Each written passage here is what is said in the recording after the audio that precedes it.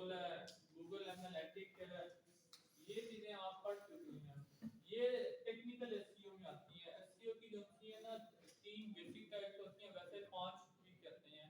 On page SEO, of page SEO, technical SEO, local SEO, और बाद दफा इसमें एक आधी और भी ऐड कर दी जाती है। तो बहरहाल टेक्निकल एसईओ के अंदर काफी चीजें आ जाती हैं। काफी मींस के इसके अंदर जो टेक्निकल एस्पेक्ट्स होते हैं ना आपकी एसईओ के, वो आ जाते हैं, जिसमें जो उनसे हैं पहले नंबर पे आपको जो है गूगल पेज स्पीड जो थी ना, ये वेबसाइट की स्पीड जो होती है, वेबसाइट कह लें या पेज कह लें, ये स्पीड जो है ना ये बड़ी मैटर करेगी। ये स्पीड क्यों मैटर करेगी? अगर कोई बंदा आपकी वेबसाइट के ऊपर आता है और वेबसाइट लोडिंग में ही टाइम ले रही होती है, काफी जो होती है, तो वो क्या करेगा? वो बंद कर देगा आपकी वेबसाइट को, और बंद करने के बाद वो किसी और वेबसाइट को विजिट करेगा। अगर वो आपकी वेबसाइट पे आया और स्पीड की ग्राउंड के ऊपर जो है ना, आपको नजर आ रहा है यहाँ से, नहीं तो मैं थोड़ा इधर आ गया। स्पीड की वजह से क्या करेंगे, वो आपकी वेबसाइट जो है वो बंद कर देंगे, और बंद करके जो है वो नेक्स्ट किसी और साइट पे चले जाएंगे। जैसे वो जब वो आपकी साइट को बंद करेंगे, तो आपकी क्या चीज काउंट हो जाएगी आपके against? Bounce bounce rate count होगा।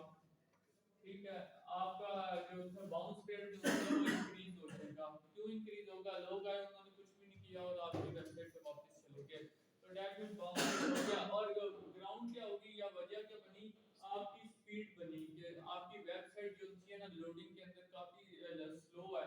तो इसके लिए क्या किया जाता है? आपको दो तीन चीजें आनी चाहिए। फर्स्टली, हाउ टू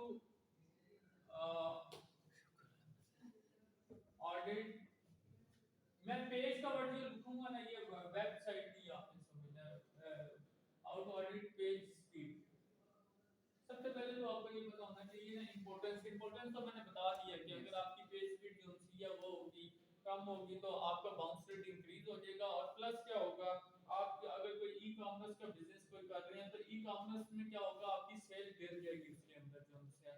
तो ये सारे नुकसान तो आपको पता है। पेज के स्लो होने के सबसे बड़े ये नुकसान होंगे कि आपकी सेल आउट जो होगी कम हो जाएगी, या आपकी वेबसाइट के विजिट्स कम हो जाएंगे। और क्या चीज इंक्रीज कर देगी? बाउंस रेट इंक्रीज कर देगा। तो ये तो आपको समझ आ गई कि स्पीड जो है इसकी इंपॉर्टेंस क्या है। अब ये इसका ऑडिट कैसे किया जाता है? मतलब ना ये कि आपको लॉस होता रहे, आपने खुद चेक करना होता है कि मेरी पेज की जो स्पीड है वो कितनी है, और वो किस क्या उसकी वो चलती है रैंकिंग वगैरह जो ये पेज स्पीड की। गूगल आपकी इवन रैंकिंग जो है ना ये भी गिरा देगा। आपकी जो वेबसाइट की रैंकिंग है ये गिर जाएगी। ये ऑटोमेटिकली होता रहेगा। सारा कुछ गूगल मेजर करता रहता है और पोजीशनिंग चेंज करता रहता है। उसमें से जो की पैरामीटर्स हैं, उन की पैरामीटर में से एक पैरामीटर ये पेज की स्पीड भी है। तो पेज स्पीड का क्या किया जाता है? ऑडिट किया जाता है। ऑडिट क्या होता है कि आप चेक करते हैं कि मेरी जो वेबसाइट है वो लोडिंग में कितना टाइम दे रही होती है। तो फ्री टूल जो सा अवेलेबल है इसके लिए, गूगल पेज स्पीड टेस्ट के नाम से ये टूल अवेलेबल है। गूगल पेज स्पीड टेस्ट के नाम से है। अच्छा, इसके अलावा जो सा एक टूल है जीटी मैट्रिक्स, ये है। और इसके अलावा एक टूल का नाम है वेब पेज, पता नहीं क्या नाम है इसका, वेब पेज। मैंने ये तीनों आज यूज करके दिखाने हैं आपको, और इन्हीं के ऊपर लेक्चर रखूंगा।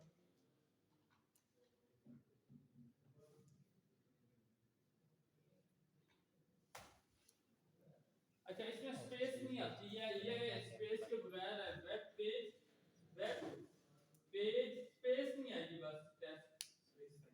मैं ये थोड़ा सा क्लेरिफाई करके लिख देता हूं आपको। वेब पेज टेस्ट है ये, इसमें स्पेस नहीं होती। ये बेसिकली सबसे ज्यादा जो यूज किया जाता है वो ये यूज किया जाता है, और ये दोनों भी काफी हेल्पफुल हैं। और सबसे जो बड़ी बात है वो ये है कि ये तीनों के तीनों आपको फ्री में अवेलेबल है। और भी टन्स टूल्स हैं आपको, जैसे आप इंटरनेट की स्पीड टेस्ट कर सकते हैं, इसी तरह आप अपने वेबसाइट की या वेब पेज की अंदर जो टॉप पे है वो गूगल पेज स्पीड है, गूगल जो सा खुद टेस्ट करता है इसको जो सा इसके अलावा दो मजीद जीटी मैट्रिक्स है या वेब पेज टेस्ट जो है। अब ये जो टेस्ट किए जाते हैं इनमें दो तरह के टेस्ट कंडक्ट किए जाते हैं। एक टेस्ट कंडक्ट किया जाता है यूजर बेस होता है जो एक्चुअल यूजर्स यूज करते हैं और फिर आपको आपकी पेज स्पीड पता लगती है। और एक टेस्ट होता है जिसको लैब टेस्ट कहते हैं। लैब टेस्ट क्या होता है कि आर्टिफिशियल प्रोग्राम्स या कंप्यूटर्स के थ्रू आपकी वेबसाइट लोड की जाती है और लोड करके चेक की जाती है कि आपकी स्पीड क्या है। रेयर में क्या होता है कोई इंसान जो है उसको यूज करेगा तो उसके यूज करने के साथ रिकॉर्ड होगी होगी कितनी स्पीड पहुंची है। तो नॉर्मली जो ये वाले टेस्ट हैं ये जो हमसे बेस कर रहे होते हैं ये आपकी लैब टेस्ट पे बेस कर रहे होते हैं कि आपने जैसे अभी कोई टेस्ट कंडक्ट किया वो टेस्ट कंडक्ट होने के बाद जो है आपको रिजल्ट अभी पता लग जाएंगे कि आपकी पेज की स्पीड क्या है। यहाँ तक समझ आ गया? ये तीनों सर, ये तीनों में लैब टेस्ट ही होते हैं।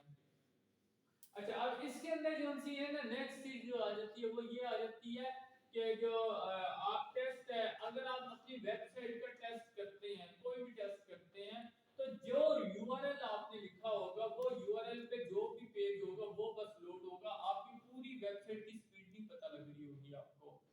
इसका मतलब क्या है कि आपकी वेबसाइट की अगर एक पेज दूसरे पेज से डिफरेंट है तो दूसरे पेज की टेस्ट आपको खुद दोबारा करना पड़ेगा। क्या होगा करंटली जिस जिस पेज को आपकी इंडेक्स पेज भी कहते हैं या होम पेज कहते हैं उसको जब आप वेब ब्राउज़र में लिखते हैं तो उसके बाद जो लोडिंग स्टार्ट होती है वो उस पेज का टेस्ट बस आ रहा होता है। इसका ये मतलब नहीं है कि आपके बाकी पेज भी उतनी स्पीड पे होंगे।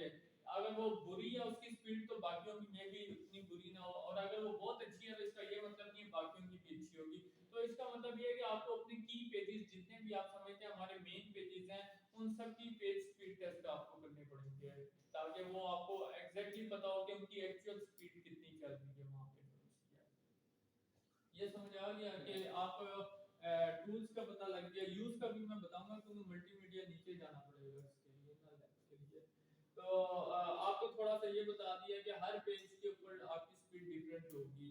कोई पेज बास पेज होते हैं जिनमें इमेजेस जैसे नहीं होती, बास पेज होते हैं जिनमें इमेजेस होती हैं। इमेजेस जैसे ही होंगी वहां पे लोडिंग स्पीड ज्यादा हो जाएगी, स्पीड जो से कम हो जाएगी क्योंकि वो लोडिंग होने में ज्यादा टाइम ले रहा होगा।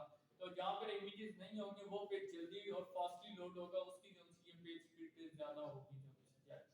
अच्छा अब इसके बाद जो है इन टेस्ट के जो है इवैल्यूएशन जो होती है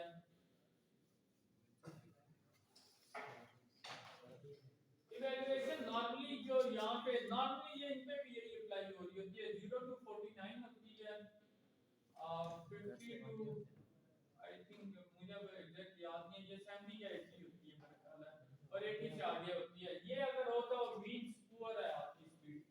ये एग्जैक्ट देख लीजिएगा वो लिखा आ रहा होता है नीचे टैब पे बना हुआ होता है। ये आपकी होती है ना मींस नीड इंप्रूवमेंट। इसका मतलब है आपकी स्पीड गुड है। ये ग्रीन कलर अक्सर यूज करते हैं इसके लिए, ये येलो और ये रेड रखते हैं। तो ये इस तरह भी डिनोट किए जाते हैं। इसी तरह ए बी सी से भी डिनोट किया जा रहा होता है। जैसे यहाँ पे आपको जो है ए बी सी भी मिल रही होगी। ए का मतलब है बहुत अच्छी स्पीड है और डी का मतलब है बहुत स्लो स्पीड है। ई का मतलब है बिल्कुल आपकी स्पीड मतलब किसी उसमें नहीं आती है। यहाँ तक समझ आ गई? रैंकिंग होती है according to different parameters measure किए जाते हैं उनके बाद आपकी होती है। और पेज स्पीड कांस्टेंट नहीं हो सकती। अभी मेजर करेंगे मे भी और आगे थोड़ी देर बाद कुछ और आ जाए वेरिएशंस हो जाती हैं। इसका ये मतलब नहीं है कि 100% एक जैसी स्पीड आ रही होगी। याद है पेज की पता चलेगा ना पूरी वेबसाइट का तो पता चलेगा नहीं पूरी वेबसाइट नहीं लोड होती ना उस टाइम वो पेज एक लोड हो रहा होता है। याद है सारा समझ आ गया?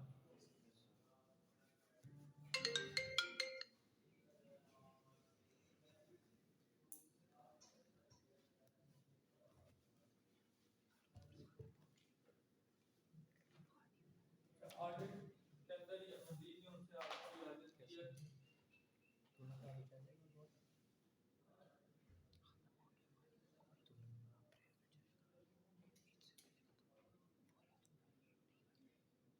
हाउ टू रीड मैंने आपको बता दिया, वो जो उनसे पैरामीटर है जो उनसे हैं। अच्छा, हाउ टू इम्प्रूव।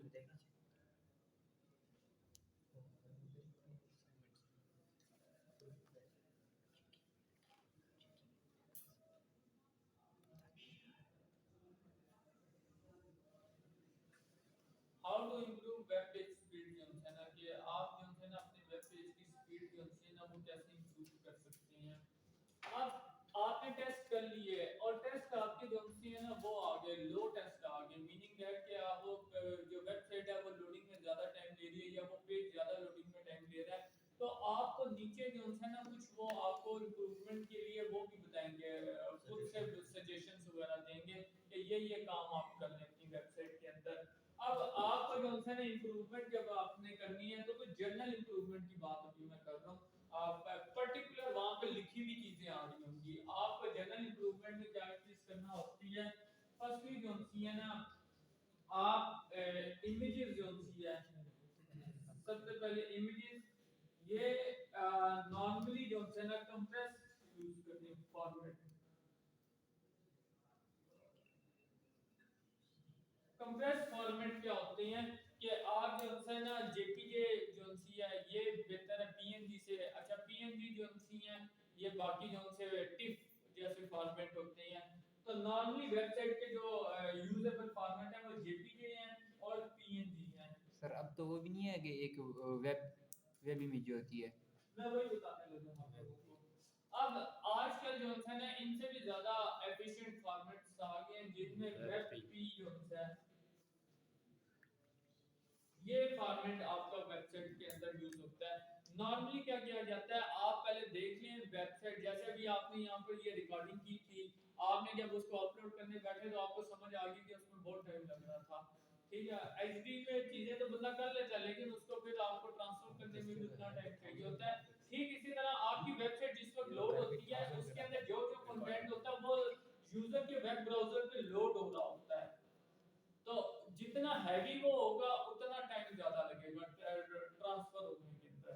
तो पहली चीज जो होती है इमेजेस से मुताल्लिक है कि जो आपकी इमेजेस हैं ये कंप्रेस फॉर्मेट में यूज करें, और रिकमेंडेड फॉर्मेट जो होते हैं वो जेपीजे पीएनजी, ये पीएनजी सिर्फ लोगों के लिए यूज करें, जेपीजे नॉर्मल इमेजेस के लिए। लेकिन इससे भी बेहतर है कि आप डब्ल्यूबी जो है वेबपी जो है फॉर्मेट है उसको यूज करें, क्योंकि आजकल ये वाला फॉर्मेट यूज किया जाता है नॉर्मली। ये हाईली कंप्रेस्ड होते हैं, इसमें इमेज की जो क्वालिटी है वो मेंटेन करती है, और जो सी है जो पिक्सल है ना वो ब्लर नहीं होते बिल्कुल भी। तो इमेजेस के मुतालिक है, वीडियो का मैं आपको बता देता हूँ। वीडियो डायरेक्टली अपने पेज पे होस्ट ना करें, क्योंकि वीडियो आपको पता है एमबीज में होती हैं, वीडियो इमेजेस तो फिर भी आपकी केबी में वो हो जाएगी कंप्रेस, लेकिन वीडियो जितनी मर्जी कंप्रेस कर लें वो एमबीज से नीचे नहीं आ सकती हैं। उससे क्या होगा, आपकी पेज स्पीड स्लो रहेगी हमेशा जो है। मैं आपको इधर अभी नीचे लैब करवाऊंगा, ये प्रैक्टिकली दोनों चीजें दिखा दूंगा करके। वीडियो में रिकमेंडेड है कि आप YouTube पे अपलोड कर दें और उसका लिंक दे दें और यहाँ पे इम्बेड कर दें।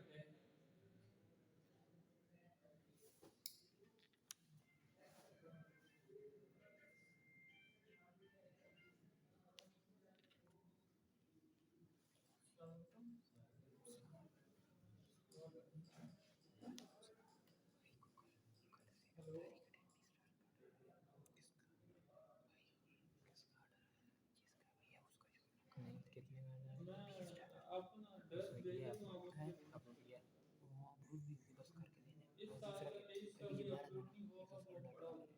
160 अभी जो 12 वो नहीं होगा, बाकी था हाँ बाकी वो हो जाएगा। 160 200 160 200 वाला अभी भेज रहा था मैं भेज देता हूँ। फाइवर में। ये समझ के वीडियो हमेशा आपने डायरेक्टली होस्ट नहीं करनी अपनी जो भी होस्टिंग प्लेटफॉर्म्स हैं। तो उससे क्या होगा, आपकी जो वीडियो है ना ये YouTube पे अपलोड कर लें और YouTube की जो लिंक होता है उसको एम्बेड कर लें सिंपली जो होता है। ये सबसे एफिशिएंट वे होता है इसको करने का। अच्छा इसके बाद जो होता है आपकी जो होती है एक फाइल होती है जिसको CSS कहते हैं, ये डिजाइनिंग के लिए यूज की जाती है। ठीक है, आप अगर वेबसाइट डिजाइन की हो तो CSS जो है ना वो आपसे कहते हैं फाइल जो है इसको जो है ना इसको भी जो है ना इसको इसको कंप्रेस करना होता है, इसका नाम एक यूज करते हैं।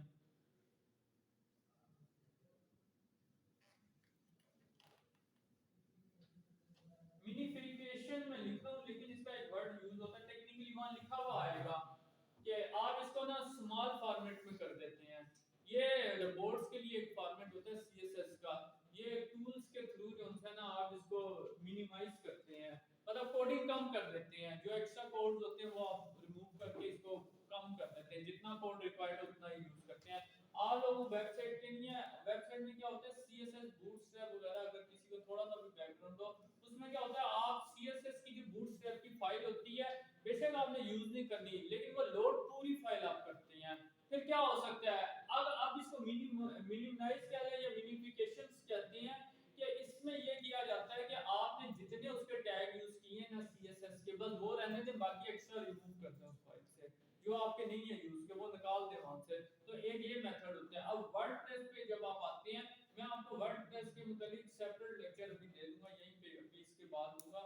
उसके अंदर डिफाइंड प्लगइन्स होते हैं, उन प्लगइन्स को आप ऐड कर लें, वो प्लगइन खुद ही आपकी फाइल को कम कर देगी, मतलब आपने सिर्फ उसे इंस्टॉल करना है, इंस्टॉल करके उसको कंप्रेस करना है बस, और कुछ भी नहीं करना आपने। ये आ गया आपको समझ में, सीएसएस होती है। इसके अलावा जो उनसी होती हैं आपकी, जो उनसी है ना फ़ॉन्ट्स वगैरह की भी फाइल्स होती हैं। फ़ॉन्ट्स के भी ना फाइल्स फॉर्मेट पड़े हुए होते हैं, आप लोग कोडिंग नहीं करते, लेकिन आप लोग बस ये समझ लें कि जब आप ये कोडिंग की ये फाइल्स यूज करें, तो मैं अभी आपको एनालिसिस करके दिखाऊंगा, आपको पता लगेगा कि कितनी ज्यादा कोडिंग की फाइल्स होती हैं जो बैकएंड पे पड़ी हुई होती हैं। बेशक उनमें से बहुत सी ऐसी होती हैं जो आप यूज भी नहीं इवन कर रहे होते, लेकिन वो फिर भी लोड होती हैं आपके उसके ऊपर पूरी होती हैं। तो वो ये कहते हैं कि उन जो एक्स्ट्रा फाइल्स हैं उनको आप कम से कम करते हैं। अब इसके अलावा क्या ये रिकमेंड करते हैं, यहाँ तक आ गया समझ आपको। इसके अलावा फ़ॉन्ट्स की फाइल्स भी होती हैं, वो लिख लीजिए, तो फ़ॉन्ट्स फाइल। अच्छा, अब इसके बाद जो होती है ना इसके अंदर,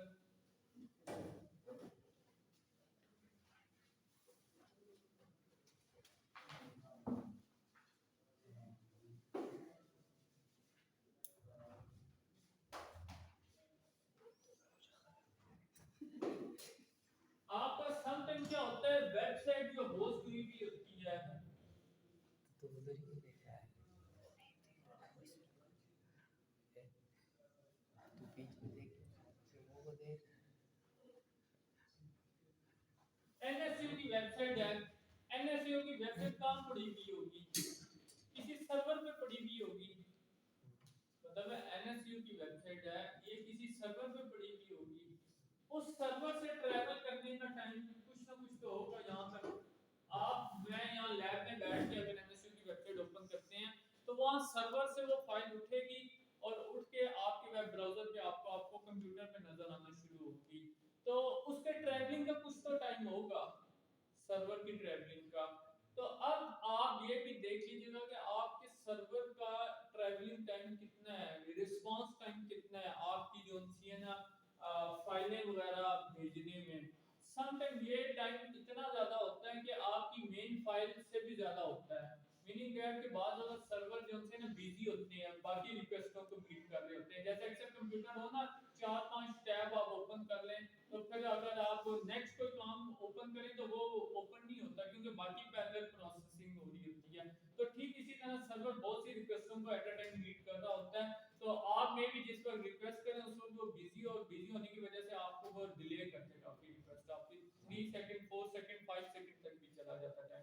तो आपको ये भी देखना है आपका सर्वर कहीं ज्यादा रिस्पांस टाइम तो नहीं दे रहा, तो आपने क्या करना है, उसके रिस्पांस टाइम को कम करना है। कैसे कम किया जा सकता है, आप अपना सर्वर होस्टिंग सर्वर चेंज कर सकते हैं, लेकिन कंफर्म कर लीजिएगा होस्टिंग का इशू है, ये ना हो होस्टिंग का इशू ना हो, आपकी अपनी वेबसाइट का इशू हो, तो आप उठा के सर्वर चेंज करते हैं। सर्वर चेंजिंग मतलब आपको एक्सपेंसिव भी आएंगे, प्लस आप जो माइग्रेशन करेंगे उसके अलग एक इश्यूज आएंगे, मतलब काफी इश्यूज पैरेलल में इसके चलेंगे। मैं सर्वर टेस्ट करना सिखाऊंगा ना आपको, सर्वर की connectivity, server response time calculate करना सिखा दूंगा कैसे किया जाता है। सर ये भी टूल्स के थ्रू होता है? सारा टूल्स के थ्रू है, कुछ भी खुद नहीं करने की जरूरत, लेकिन इतना बताओ वहां सामने रिजल्ट्स आ जाते हैं, लिखी हुई चीजें आ जाती हैं, लेकिन होता क्या है कि वो आप रीड नहीं कर पाते उन रिजल्ट्स को, क्यों, आपको पता नहीं होता किस चीज में इश्यूज ये